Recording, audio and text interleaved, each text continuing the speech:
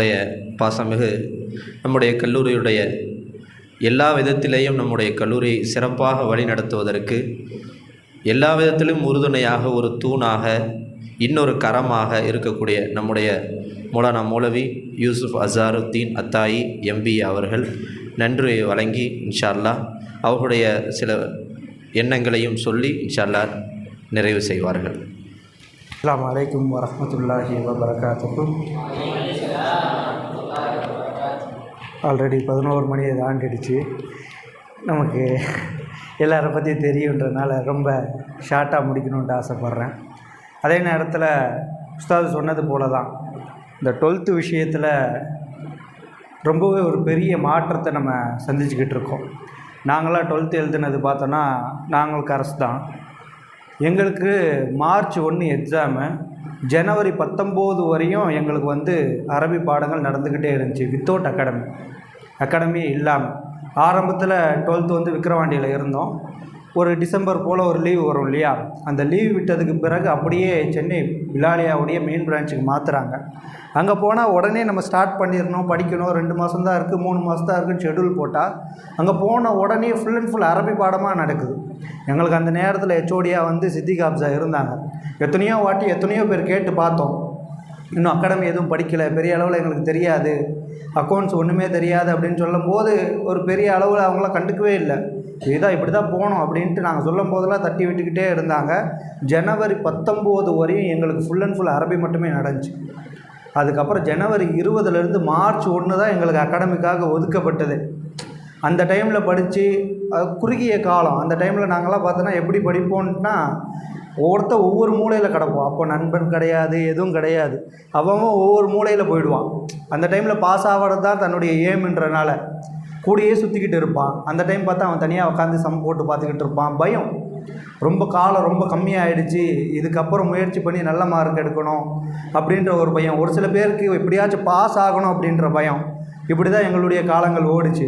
ஒவ்வொருத்தன் தனியாக போய் மரத்துக்கு கீழே உட்கார்றது, ஒவ்வொருத்தன் கிளாஸ் ரூம் விட்டு பள்ளிவாசலுக்கு போய் உட்கார்றது, ஒவ்வொருத்தன் துணி காய போடுற இடத்துல போய் உட்கார்றது அப்படின்ட்டு தனித்தனியாக உட்காந்து எப்படியாச்சும் பாஸ் ஆகணும், எப்படியாச்சும் நல்ல மார்க் எடுக்கணும் அப்படின்ற எண்ணத்தில் குறுகிய டைமில் கஷ்டப்பட்டு படித்தவங்க தான் நாங்களாம்.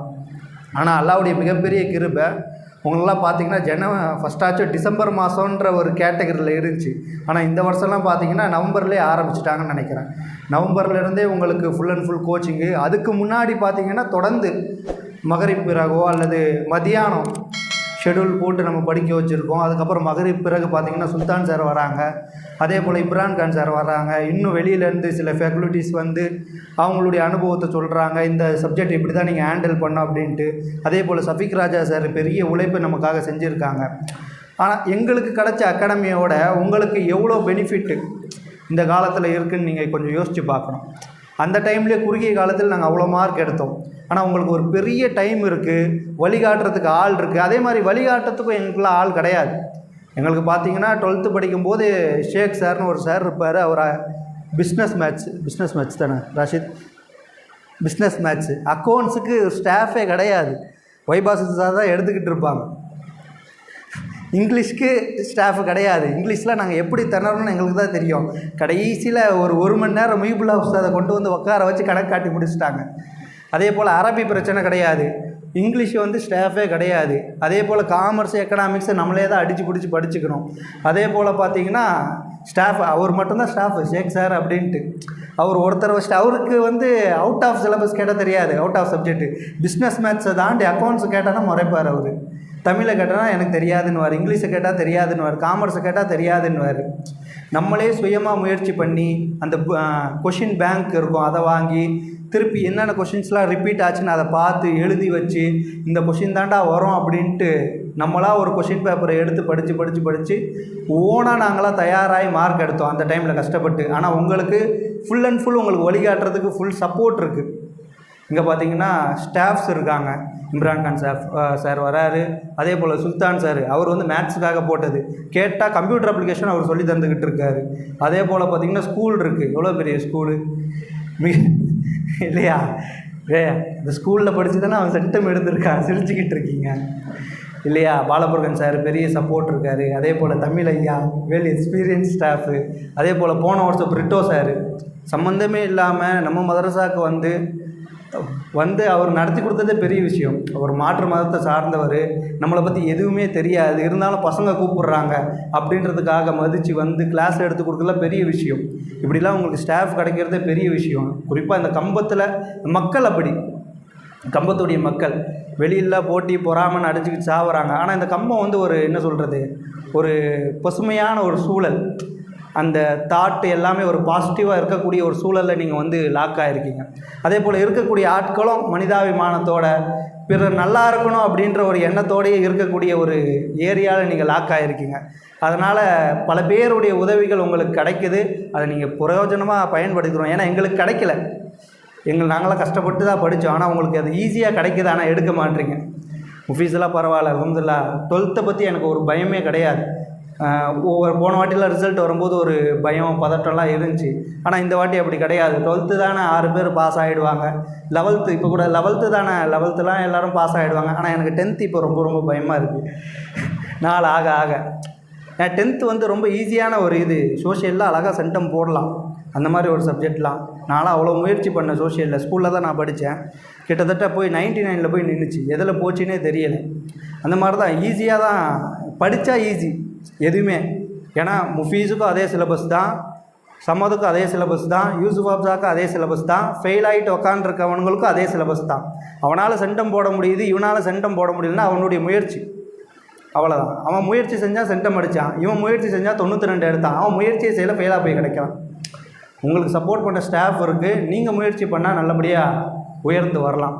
அதே போல் அரபி பாடங்கள் முக்கியமாக இன்றைக்கி செட் பண்ணதே அரபி பாடங்கள் தான். அரபி பாடங்களுடைய நிலைமை என்னன்ட்டு உங்களுக்கு தெரியும். பெருசாக மற்ற கேம்பஸை பற்றி நான் சொல்லணுன்னு அவசியமே கிடையாது.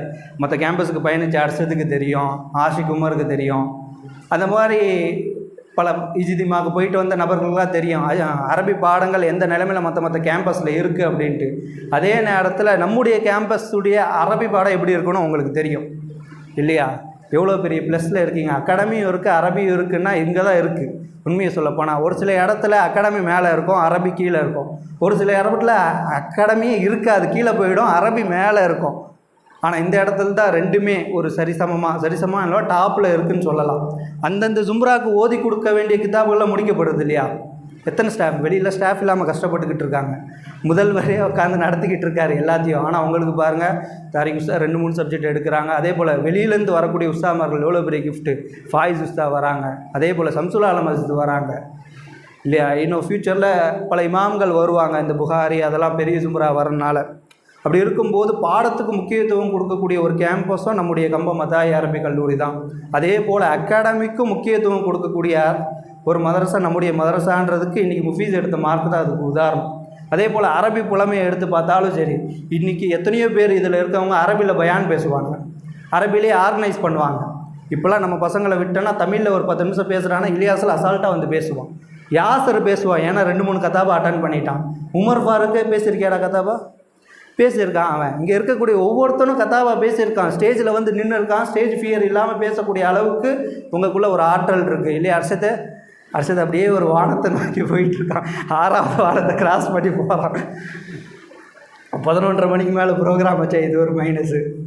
இப்படி இங்கே அர்ஷத் முதற்கொண்டு இப்போ ஜமீலே பயான் பேசுகிற அளவுக்கு சின்ன பையன், அந்த அளவுக்கு உங்களுக்கு ஸ்டேஜ் ஃபியர் இல்லாமல் அரபி பாடத்தை கொடுத்து, அகாடமியோடைய பாடத்தை கொடுத்து, அது இல்லாமல் எக்ஸ்ட்ரா கரிக்குலர் ஆக்டிவிட்டீஸ் கராத்தேவை கொடுத்து, கராத்தேலாம் வேறு எந்த கேம்பஸில் இருக்க மாதிரிலாம் எனக்கு தெரியலை, கராத்தேவை கொடுத்து டெய்லியும் வாரம் மண்டே ஒரு ப்ரோக்ராமை வச்சு கெஸ்ட்டை கூப்பிட்டு ஒன்று அங்கே ஸ்டேஜில் நிற்க வச்சு, நீ ஏதாச்சும் ஒரு சின்ன சாதனையை பண்ணால் கூட வரக்கூடிய கெஸ்ட்டுக்கிட்ட அந்த மெடலை கொடுத்து போட வச்சு ஒன்றை கௌரவப்படுத்தி அந்த ஃபோட்டோவை பேரண்ட்ஸுக்கு அனுப்பி, அந்த பேரண்ட்ஸை பார்த்து சந்தோஷப்பட்டு 4 பேருக்கு அனுப்பி, அப்படி சந்தோஷப்பட வைக்கக்கூடிய ஒரு கேம்பஸ்ஸு, எல்லாமே பரிபூர்ணமாக அமையக்கூடிய ஒரு கேம்பஸ்ஸு இந்த நம்மளுடைய கம்பம் மதாய் அரபி கல்லூரி தான்.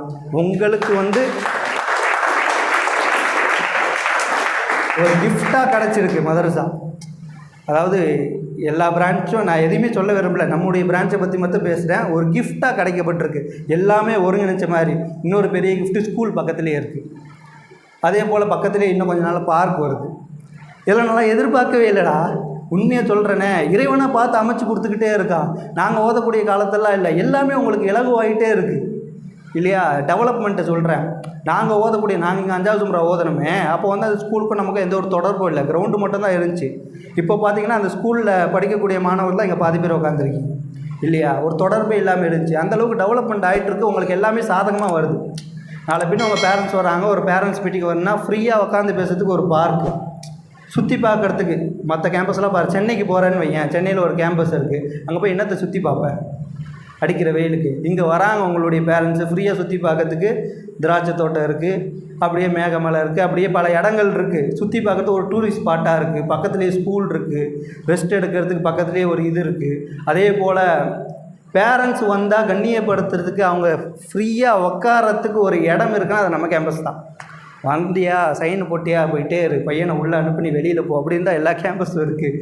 ஆனால் நம்முடைய கேம்பஸை பாருங்கள், வந்தவொடனே ஒரு விசிட்டிங் ரூமு, அதுக்கு ஆப்போசிட்லேயே வேணும் பார்த்து ரெடி பண்ணது. அந்த பாத்ரூம் யூஸ்லேயே இல்லைல்ல, போன வருஷம் உங்களுக்கு தெரியுமே, யூஸ்லேயே இல்லாத பாத்ரூம் பேரண்ட்ஸுக்காக ரெடி பண்ணது. பேரண்ட்ஸுக்கும் முக்கியத்துவம் கொடுத்து, அதே போல் மாணவருக்கும் முக்கியத்துவம் கொடுத்து, அவன் ஒன்றுத்துக்கு உதவாதவனாக இருப்பான், இருந்தாலும் அவன் கூட இந்த டேலண்ட் இருக்குது, அவனை போய் மோட்டிவேஷன் பண்ணி வெக்கப்பட்டுக்கிட்டு ஒதுங்கி போய் கிடப்பான். ஆனால் பார்த்தீங்கன்னா அவனை மோட்டிவேஷன் பண்ணி அவனை ஸ்டேஜில் ஏற்றி அவனை பேச வச்சு அவனை அழகு பார்க்கக்கூடிய ஒரு கேம்பஸ் நம்முடைய கேம்பஸ் தான். இப்படி எல்லா விதத்துலேயும் பரிபூர்ணமாக இறைவனுடைய கிருபையால் எல்லாமே அமைச்சு கொடுத்துருக்கான்.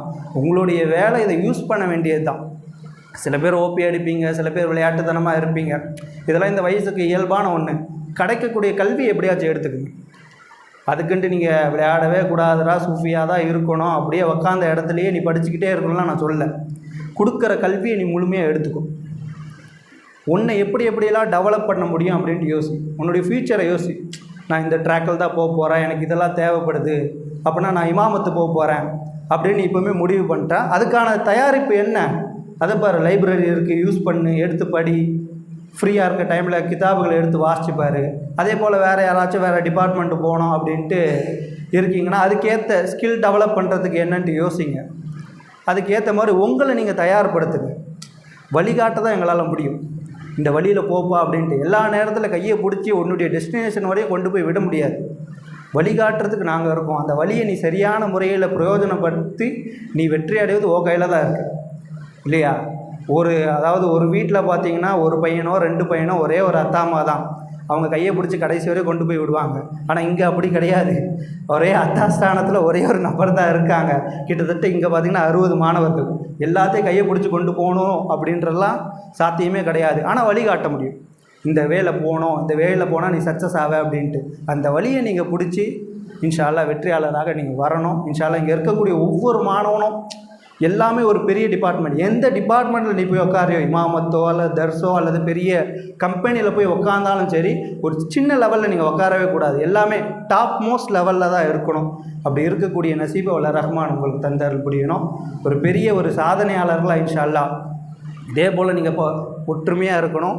அதே போல் பட்டம் வாங்கும்போது இதே ஸ்ட்ரென்த்தோடு இதே மாதிரி உக்காந்து நீங்கள் எல்லாருமே ஓதி முடிச்சுட்டு பட்டம் வாங்கணும் இன்ஷா அல்லாஹ். அதுக்கு அல்லாஹ் ஜல்ல சுப்ஹானஹு வ தஆலா தௌஃபீக் செய்வானாக.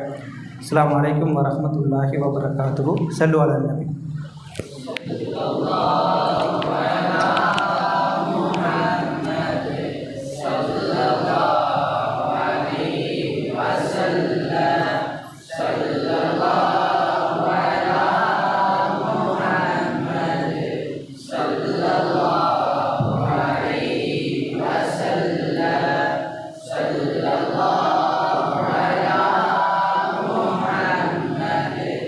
Ya Rabbi salli